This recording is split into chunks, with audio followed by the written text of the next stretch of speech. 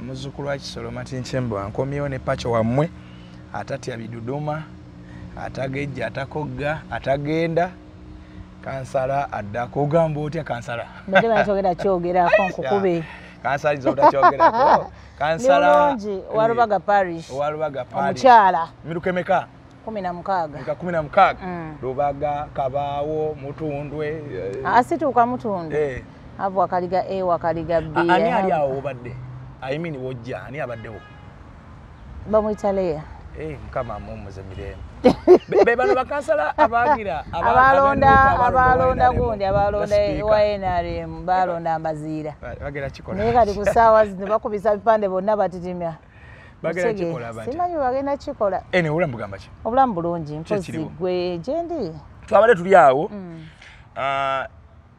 ebintu ebinaku ebintu badde byokya okufa katandike n'ekya Mwami Mpuuga Mwami Mpuuga atandise ekibiina era mu kutandika ekibiina kirina ne bammemba ssebo kyatandise kirina ne bammemba abo abaana b'essomero be nnalabye anti holiday kyaliko abazadde tebannazaayo nalabye abaana bafuutu bigere bye nga baana bassomero ku mwana wa ssomero kyenkana kati alina difference kina mwana wa ssomero Abedi Bwanika mwana wa ssomero gwe tomulaba Mabike mwana wa ssomero abamu ku babaddewo kati all those are political failures nze mido akale wenda batumidde era natuyise n'enseka era nga bwenda byensesi naye bannange there are some people kale obwekitiibwa bwafaakyo oba yatufera nga si wa kitiibwa nakyo kisoboka kubanga because really mu bya academics mberi abaana abagula degree bazigula ne bagimuwa naye ya Buganda osobola okugula obwekitiibwa naye tomanya munna obwekyo osobola okuba nga yabugula bino ebya minisita wa Museveni mpulira mbu obeera awo oli n'akuyisamo akasimu oyagala obwa minisita that one I had n'obwa RDC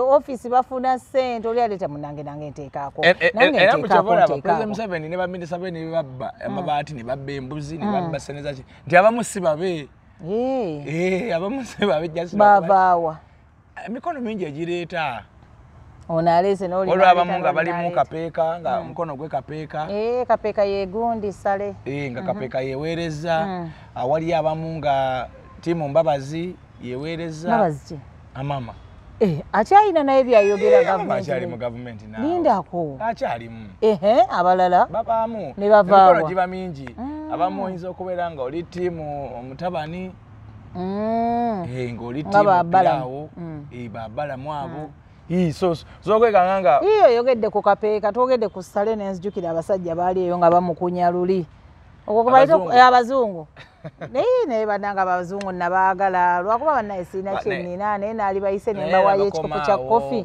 naye nze nange bantama mukomaawo people act abasajja babasukkirira so Mpuuga de Mapuuga ekibiina wakitegedde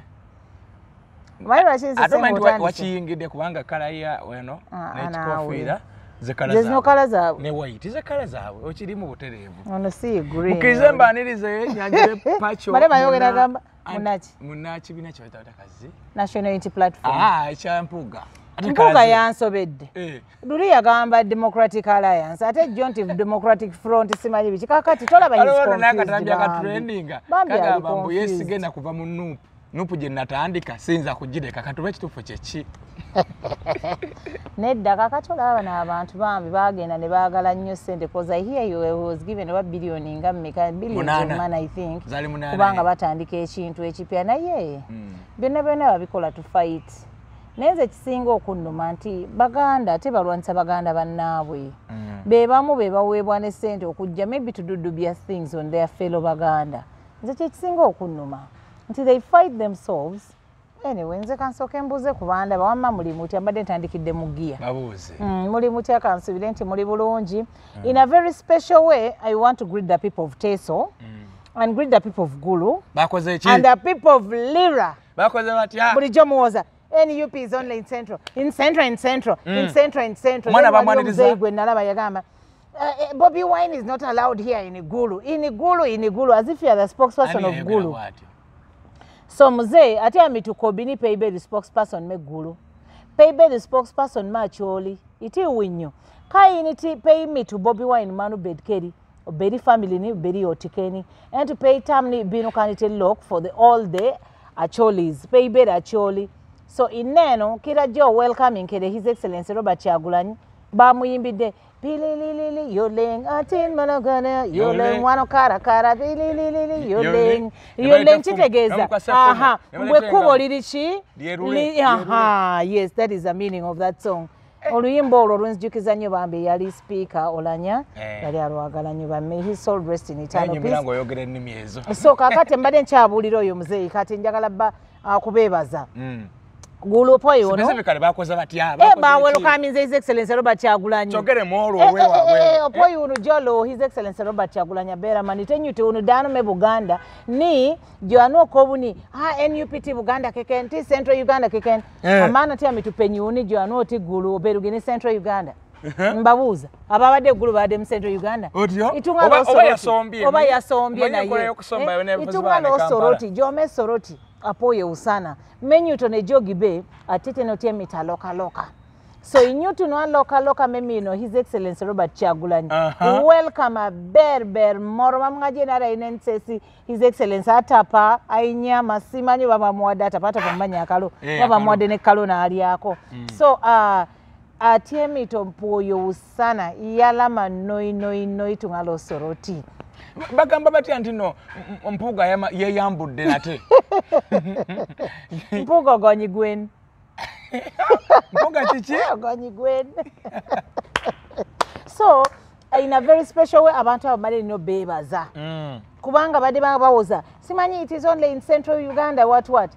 And the people of Teso by the baba kutenana way and what tewaba don't announcement mobilization tibananga agenda kujja because manyife buli wetulanga ebintu byaffe bamaliza police ebiyingidemu security ng'e ebiyingidemu ne bitataaganya naye I want to thank these people bavuddeyo abantu bano nga mama wange is one of them bafiirwa ebintu byabwe naye government ezizeebalimbe for 40 years ente nze mama wange abanje ente 62 neba akamuguza ogundi account ndoza mu milioni nga 10 mbuse simayo bagenda seka kwa account and specifically they tell them one bank babiromo mama ange yajja naji opening ko ne one Kampala ne baga ate that one of Natete is not good you open here chegira so kati there is a way they have played with the super yala northern Uganda and eastern Uganda dando za chatalaga chaliyo from Lira yavuden again the sorority I think it was in Gundi Rwakwade by Inobera I think yesterday they are supposed to be in Kitgum abantu 12 abade bateeka abantu bagenda okutuula and what have you were arrested ne batwalibwa era ne basibwa. I want to ask President Museveni ngeno message egenda wuwo your apology je wazze okubanga osaba Madina Uganda was it an apology was it coming from your heart or it was just mockery to Ugandans because you can't come and say 2 days ago you asked for an apology and you're still arresting bana abantu and you're asking for an apology nga nebintu bya Buganda tunabizaayo you're asking for an apology nga abaana bali makomera bavundiramu you're asking for an apology and people are still dying come and tell us nze nyumira nnyo omuntu bw'oba osaba apology nyanga pacho nsonyiwa munnange ku luli nali ngenda kujjayo YouTube yo mongo ine ensongo kitegeera naye tojja kugayolege nebo janti pacho nsonyiwa okoze eki ne wango oli wajja mami forgive me for what nkuswanyulamu emboko zammwe njanji zange njagala oŋŋambe forgive me nyononye sabbuuni forgive me I've done ABCD nebo ngamba forgive me I forgive you for what so kati mwami Museveni wabadde otugamba banna Uganda we forgive you for what ate nga ne forgiveness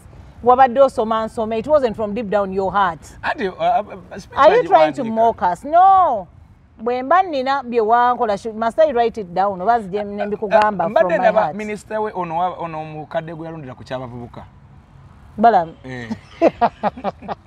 akozat ate muvubuka minister omukadde gwe yalondera ku kyabavubuka ngagamba nti president mwamukutte obi president yeetonzeeko era teyeetonze because tosobola kuŋŋamba nti no yaleese written gundi noŋŋamba nti no oze kwetonda real and yet abaana bali mu makomera bakyali mu bavunda nze nabadde mmanyiwe kuba kwetonda what I would take like an apology was or is because it is not still too late for my Museveni kwetondera eri banna Uganda ompulira bulungi nti what I would think yali badde ajja n'agamba bannanga abantu ba Buganda mwe mwampa bino byonna amaanyi gonna kubanga teri munyankole yamwegattako ng'ajja kukola kikuwanga amaanyi gonna yagajja mu Buganda naye ate amaanyi ate bwe yafuna amaanyi mu Buganda ate mu Buganda gye basinze onnyigiriza oba oli awo nti kale naffe siganye nti naffe serwajja okwota omuntu guwasenza awe rugira serwajja okwota lukiza nyinemu entanna okitegeera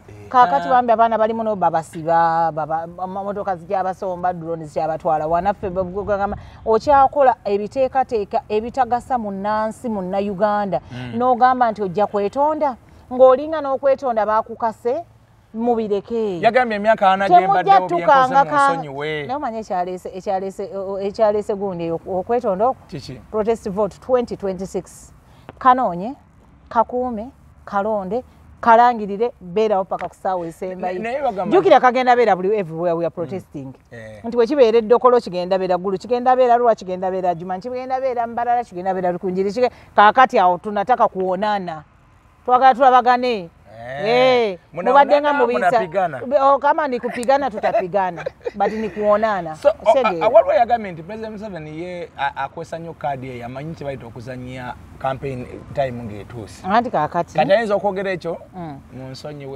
mubaani bamusonyiwa but I think there would be an apology abantu ne bagikkiriza kwe kusaba abane mundeke enkome wano anti zibadde kyakugamba nti nze apology yange gye nzikiriza oba gye nabadde nsuubira ti byonna obyogedde nti emyaka 40 naye mu myaka 40 gw'omanyimu obulumi bw'otuusiza ku bannayuganda bannansi kale bw'oba warealizinze mistake yo lwaki n'ekisumuzo tewazze nakyo ekya State House n'ogamba bannange era nkomye wano bannayuganda era nze mbitadde mutegeka akalulu kamwe nga sikaliimu nzizeeyo ewange ayagala okunneebuuzaako akola ki yabadde agenda yingira Guinness World Book of Records abadde afugidde emyaka 40 asazeewo n'akita omanyi amawulire agaali baddeawo nakino so kati kuno okwalunda kadde kwakuyita mu lujja yabadde just I think it's just mocking bannayuganda n'abaganda Buganda specifically okitegeera kwayataddemu kigambo Buganda naye akimanyi nabo benyini bakimanyi ti Buganda ye batuusizza ku buli kimulungi kyonna kye baliko ebyobugagga byonna bye bayina lwaki ne State House zonna tazitwala eri ye Nakasero eri mu Buganda ye gundi eri mu Buganda kyekyegira azisitule zonna ne capital city byonna abitwala eyo senga kyali kisoboka naye abantu bano bali wano era bebasinze okucunya bebasinze okukola ki you know much as not a Muganda but I mean like omuntu akuyambyeko n'abaako waakutuusizza ojjukiranga nebino every time you say Sabasajja I'll crush your heads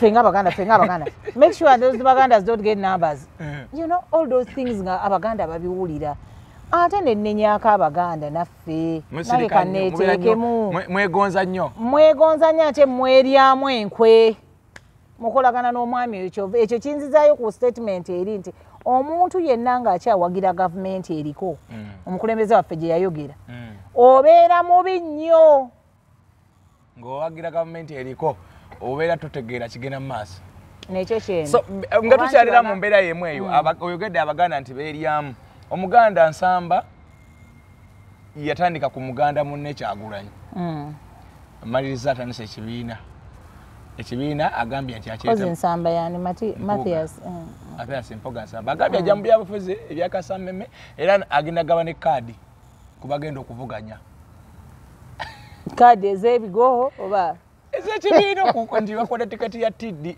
ekibiina kye mu bufunze bakita DT bakita Democratic Front DF yalese DF Democratic Front yakijja wali eri mu DA kati DF naye era agenda gaba kaadi era oba ogyagala gyeri igwe kaadi yange already njina mu National Unity Platform gyeri naye olowooza tusooke tukole ku analysis bw'otunira abantu batambula nabo sofa wonawona omuvuyo gwe gwabadde nagwo ayinamu Julie Kakande mubaka wa Masaka oyo si yajira ku NUP wa NUP wona byaga NUP ayira Bedi Bwanika wekimanya kabonera oyo musisisi ya muliko Musisi ono gabaddenga ku online. Yes. Paul Musisi. Aina Joyce Bagala wa Mitiana. Aina ye kenyini wanyendo mukungwe. Koza nazi nyendo mukungwe. Kanso Muyizi. Muyizi, yes. Muyizi ya Muliko. Bebo sofa bali mu parliament. Aina Kakembo Wentebe. Naye yaliwa NUP. Yaliwa NRM nasi nikinga nayinga nafuna card naye namanalaga true colors. Kakati ne boli yaone bana leka tutunulire bano bali na sofa ababade mu parliament. Olaba nga mpuka asolo kuleta omulabanga asolo kweta abakanga ba meka parliament. N'ekibiina kye kizze mu myezi 2 okulonda kutuuke. Anti okujjako ng'akozesezza ku billions ze baamuwadde. Kubanga basobola kukozesa billions ne police anti kati zaabwe. Olaba basiba baana wano ku nsonga y'akasimu ka Airtel kesiwulirangako we kaakolebwa na mwaka ki. Nagezaako nnoonyereza ku Airtel eyo naye kyannemye okukola ki. Ne jampa y'emitwalo 4. Bana abaana b'e Masaka. Otegeera nti kale we bakozesa era of course ebigundi ebyo ebyekifuula nnenge bwe bityo ne bakozesa poliisi obubi ne bakozesa security organs ezo zonna. Yes, ne ssente ze baabawadde asobola okufunayo ababaka kale nga 2. Babiri ku kibiina ky'omuze kiramba. Joyce Bagala ne Bwanika. Ate ye. Naye kenyini tebagenda muwa kalulu kuba naye yajja kuba president. Nti ndaba bano bapate president baba balina kuvuganya ba president. Anti kaakati bambi olaba kino ekintu ekyokweyagaliza kirungi naye ate kibi. Okweyagaliza omanye bano abantu baali balowooza nti bo bwe bafuna kiri ekintu simanyize omwami wa Kabaka simanyi owekitiibwa mbaddeyo bwebifubi nze ensinga kati bino byonna bye balaba His Excellency Robert Kyagulanyi byatuuseeko they feel tebyandibadde bibye byali badde bo abaakuza si tebatugamba nnyo nti simanyi bakola ki simanyi abateeketeeke abateekateekebwa Buganda abakola kyo kyegira they have that thing that envy muri yaddagala kubeerako naye Senkagale ayitibwe ku Senkagale bagambe president wa kibiina bwekitinewe kaakati kyabadde afa era yakifunye kubanga byonna ebiina bya Senga abeera mutabadde Senkagale kati yaddako oyo okulemberwa ndoozi abaddeko oyo okulemberwa naye weebuuze nti nkiteeseewo but how long is it going to do what? Sustainability, how long is it going to last? That is one thing he should ask himself. Then two, bonna abali munze kale siraba threat yonna. In fact, bonna abagatte abampe nyimirire nga bonna bali ku gundi emu bonna mbawangula. Oveko consensus gy'oyimiriramu. Bampe bonna babampe. Kuliko none yali former gundi owawa ne South Rubaga South. Mulimu Mabike. Rubaga North. Ono omuntu omunene. Yani. Mukaku. Oyo muleke. Ali wa Matamba. Kasiba Wandi gambye owawala jina ntegedde mangu. Kakati abo ne babangattira. Bonna babangattire. Butuufu batuwe constituency bonna mbawangula. Bonna mbakola ki? Ne bagamba nti kati pacho bakusimbyewo bakwate tiketi ya NUP. Bampadde tiketi ya NUP. Oyingidde race. Nga nyingidde race bampe Mpuuga, bampe gundi Bwanika, ne naye kennyini musobola.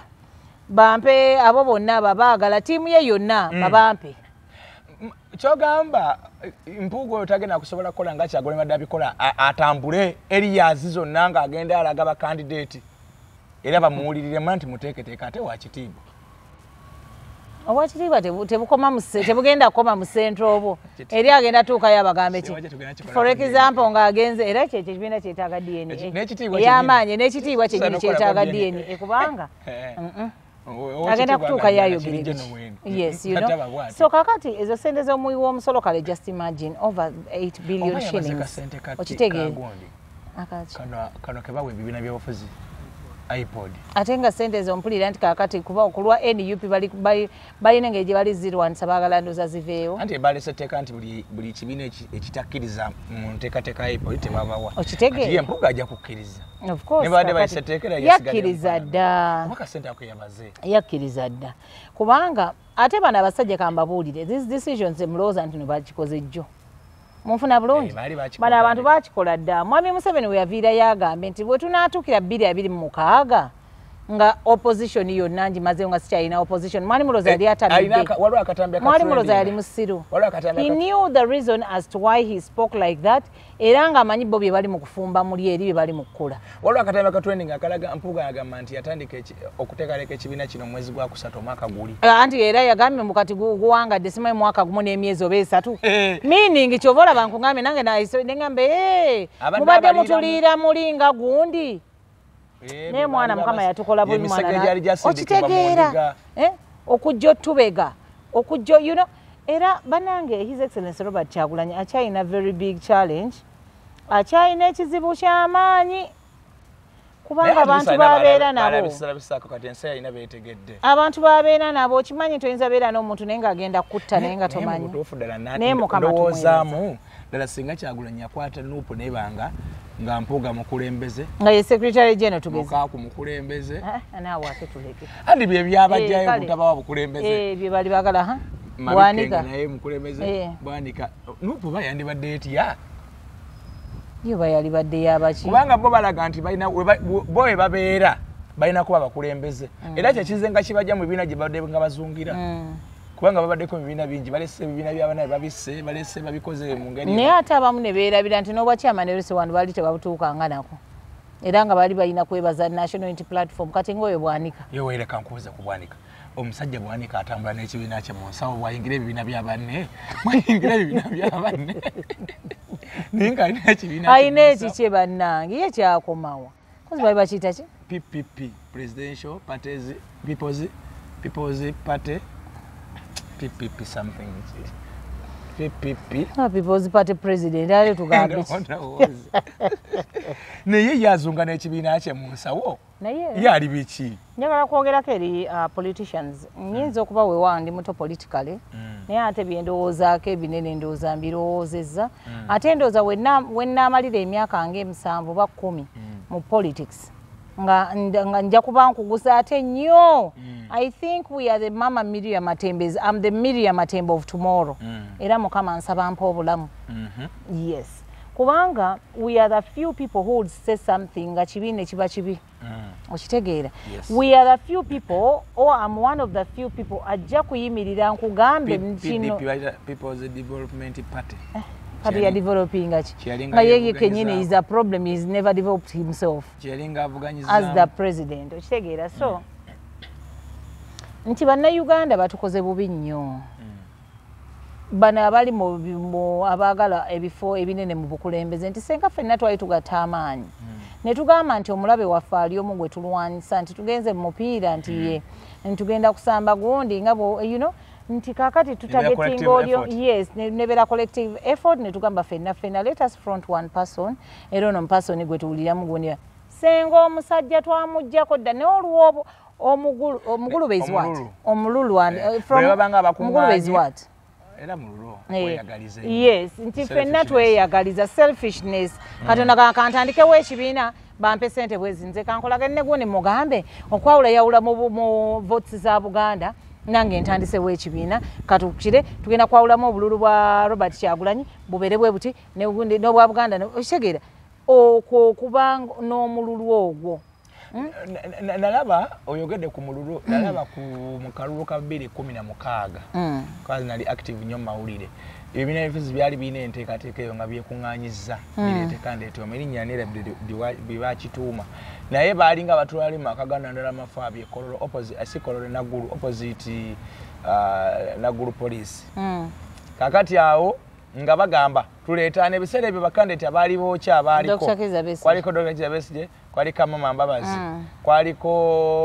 kwaliko ne wa UPC yali Akena kwaliko Akena ne DP yalinamu ndowooza Mao naye baatuula nga bunaku batuula twakeranga ogenda ku TD awo ne batasalawo bano bagitanga TD bayitanga bateekino nze simanyi ekinya nkyerabidde kibaali bakituumye naye twavaayo okulona kunatera okutuuka nga balemereddwa okufuna kandidate abamaliza bonna bavuddeyo ne bakiyiwa ne buli omu najja n'avuganya naye nga kyali kibatuuzanga ebiseera ebyo jeno omuntu yali taliiko jeno omuntu atannaba jeno omuntu abadde wagundi wano naye biri byenjogerako byemabiga ddala mayifu wano tuluddewo era oli waddamu naye nakulirako nga nkyasoma kale nyabo naye wantuludde mu nsonga ezo twatulanga awo opposite polisi y'enaggulu we walenga ekyo ekikuusu era eyalenga akubiriza gundi bamuyitanga Bishop Zaka Niringiye ye bannange yabulirawa yalaga babaayo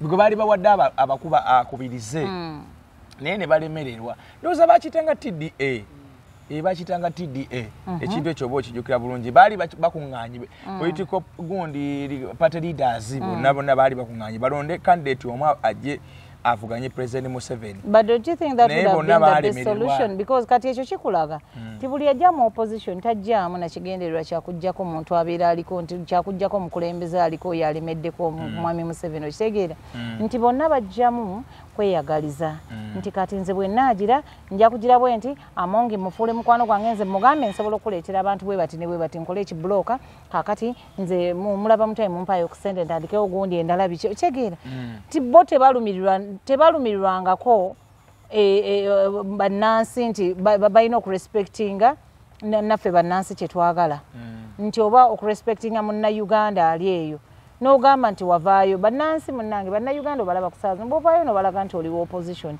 ti olumirirwa nabo gwe waabwe okitegeera bagambye ono ye muntu waffe kati kiringa ekiri ekawempe kati infact ku ssaawa zino nambi n'amala ddayo ku ssaawa zino ne bategeka akalulu nambi agenda kwekanga nga n'abenaremu tebamuwadde kalulu bagenda kawa Nalukoola mbuuza lwaki balina obusungu bungi nabo kenyini balaba ekyatuukawo naye bano bali kwefuula nga batategeera misana tukumbuno gundi yabba akalulu awo tugenda kujjawo so nga tuwunzika kino twagala okijjako engalo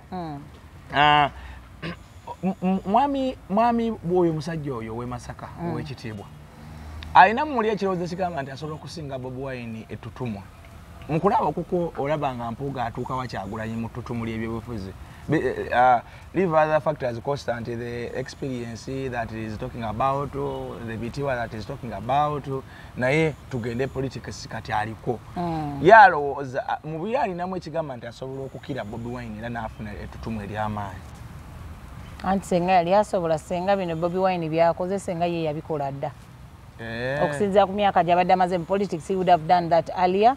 And why he started now ngase amaze kuyingirira mu ne position gye yafuna ennene nnyo even mugundi obwa lopu yabuyingira akoze eki ngali side eno nti emyaka gyonna gye yaliyo he never even teyabuwunyiza nako nti you know kuwunyizaako nga bakola ki you getting my point nti oba wabba ekido tukatukwatagane birds of the same nze gwabba ekido nze namba akasimu ategeera talina wasobola mutuuka tasobola kubanga ali mukwekwata ku bisubi. First of all, njagala gamba bana abantu nti National Unity Platform it's an idea. It is not Bobi Wine. It is not what. Era ne munakuba bannayuganda nti obagamba nti mubajjako okwambala enkofiira ezo oba ne mutusanga ne t-shirt ne mutukuba ne mutuyoola ne mutukola biki enkofiira bereti ezo overalls t-shirts si bwe buzibu ate eyo si kwe kwagala kwaffe okwagala kuli mitima gyaffe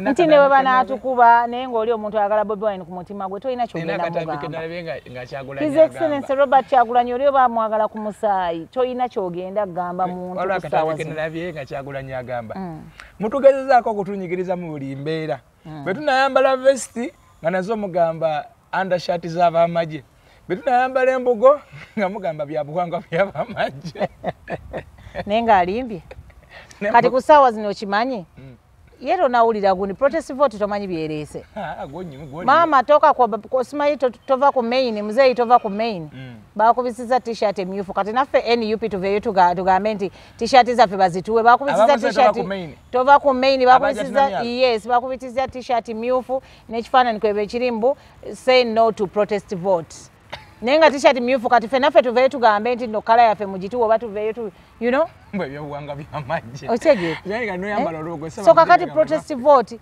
ebatuuza obufofofo in fact ebakyebaka era protest vote is one of the reasons omwami ono yavuddeyo nti ajja kwetondera bannayuganda mutubeere nga mutukakkanemu oba obusungu bukke byonna babikoze batuprovoke nze naye basanze nti abantu bonna bagumidde we bali bagamba bannaye katugume essaawa egenda kutuuka ebula myezi bwezi abantu babalindidde mu kaboksi. Museveni yeetonze yakola ki?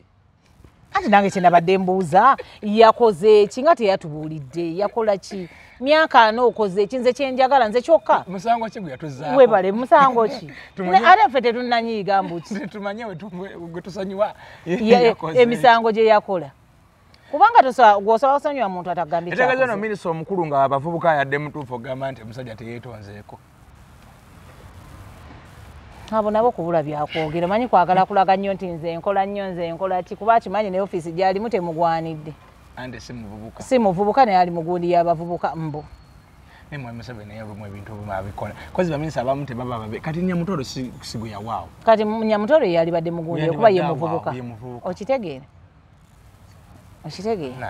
Ande baminisita nagambye abamu baleeta baleete. Basobola basuubule. Kale omusajja mwamuwonya okusitula ebidongo oyo. Ate sipiika zigudde ate leero zibadde zitya ate we batuuse generator y'ekyanza nti obimanyi ebyo ng'otwala ebintu ku gundi. Okitegera? Kikaakati abantu abamu baalivudde mu kubanga okukyamuukirira. Kati balamu byonna byayogera kukyamuukirira kulaga nnyo nti akola kubanga n'ekyamusitula kimutwale mu kalulu ke kawempe kyali ki? Yali agendayo ngaani? Nga minisita. Owaki? Owa gavumenti ya NRM. Bantu butamanya mirimu gyabwe na role zaabwe kyezigamba. Tumanyi nti ye musombi wa mobilization. Yeye yagenda n'okupangawo bano abantu abagamba nti ono abadde abba ndoza mumulaba alina obululu bwa nuupu simanyi biki abadde abba obululu simanyi biki nebalamu. Omusajja balamu. So kati tutunuulira embeera nga bweri. Mwami Mpuuga yagambye ekibiina kye ekisooka yalaze bendera zaakyo yagambye ekibiina kye tekigenda kubeera kya jangu nkwekule. Nga ebiri mu bibiina ebirala. What is jangu nkwekule? Tekigenda kuba kyabatamiivu, tekigenda kuba kya. Ng'ate already abayinamu abatamiivu. Ani mutamiivu? Gw'oyogeddeko n'ogamba Waragi. Mwami Kaziba nti mbuli ekigenda kuba kyabanywi b'amalwa. Era mbu stock kyazimbwe ezamujja mu kino.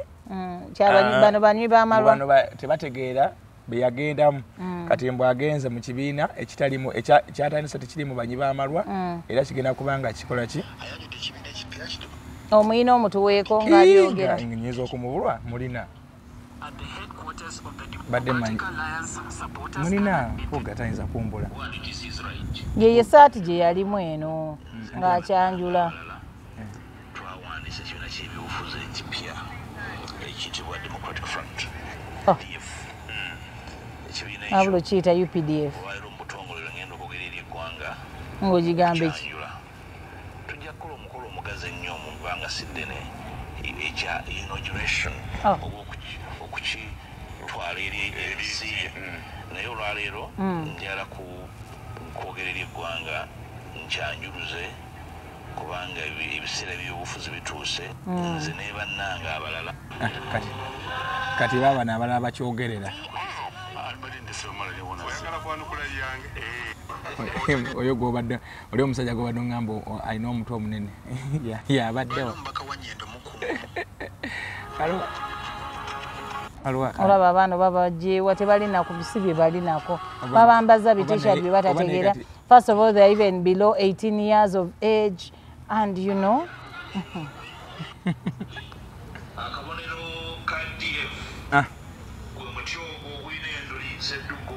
ettuli liryawo ettiri iryo liiryo eyo baaji okusobola okukakomadeesinga abantu bonna akabonero ekokozesebwa abo abaagala okubeera bammemba ba DF era abaliisinga omwasi wa DF oba lwogwe kye bayita batya mu lwebuddo nemukitegedde kyeŋŋambi logo nga bwekiri eri eyasolesa wakati mu mapu ya Uganda omuli n'omuti ogwo gw'akabonero n'ekkala ey'akacungwa kacungwa is orange omupeewuufu Chungwa kasayuse nnyo okugenda muri gold omuzungu yakola Mpuuga badda omuzungu yakola omusajja olwa kabaka naye obaani yasonsolanga abantu abaweebwa ranka eyo nanti naye ayinza okuba naye alina abaaleetanga nga bw'ogambye ne mu State House bwe bakikola waliyo sayidi eno nino kaakati then we have this one N'aba member bakiri.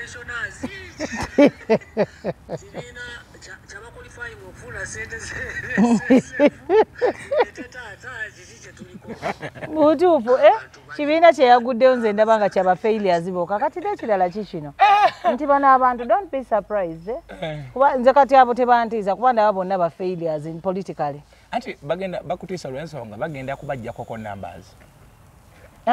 Kakati anti banazijjawo mu butuufu bwakyo kati don't ye yagijjawa yagisangawo atambuleyo ku byalo n'agisanga leta nuupu era kirungi abyogerereyo ku bafu okitegeeza amaanyi ge yakozesa n'abantu be yaleeta akyasobola bagamba mujje eno mu DT kati akimanyi nti no ffe some of us twayingira NUP ng'ekyalina kisinde kya people power nga tenabana kuwandiisa nga ye akyalowooza bulowooza naye nga for some of us twali twakola ki okitegeera so kakati don't be surprised nti kati oyo okumuteekawo oba okukola ekibiina ekyo they were targeting something nti right now they are going to look at whoever atafunye card for example mu NUP don't be surprised obalaba wali nga yekyabadde kigendererwa kyabe buli atafunye card jangu buli atafunye card ate bamuwe ne ssente bamugambe gwe yingirawo gwe jangu okole kijangu okole okitegeera nti nze to my understanding that is what I'm thinking and that is what I'm seeing tulinde that time but that is what I'm thinking is going to happen. Abantu bagenda okuvuganyiza mu kibiina kino akiwadde vibe emala abantu batuuka okwagala okujja kivuganyizibwamu anti kakati someone might come nga not looking at oli agenda kujja n'obusungu nga baba bano bwe babuyina ku NUP naye nga ate bwali bamukaaku ate nga bwali nja kuba ngamba bwali gundi ki bali busirwawo kyenjagadde oyogera naye awo ndooza mba nkoze eki bali butamanya boba bwali butamanya oba bwali kweyagaliza oba yali disrespect ngamba eki kubanga bonna bagamba tetso agenda akakavubuka ne kabeera pulezidenti waffe baamunyooma kaakati ate saawe baalabira nti nno kaadi ya NUP erina amaanyi ne bajja nga buli muntu amaze ofuna kaadi bamaze ozigaba ziweddewo zijjukira nga bajja mu Aproni okitegeera nebukofira nga akazongo nti basooka kunyooma nga tebakkiririza muki mu nannyini National Unity Platform akireese mbundi brandi si Coca-Cola simanyi biki sisobola genda ne bano ne beetwala mbu bali Coca-Cola bali biki okitegeera so by the time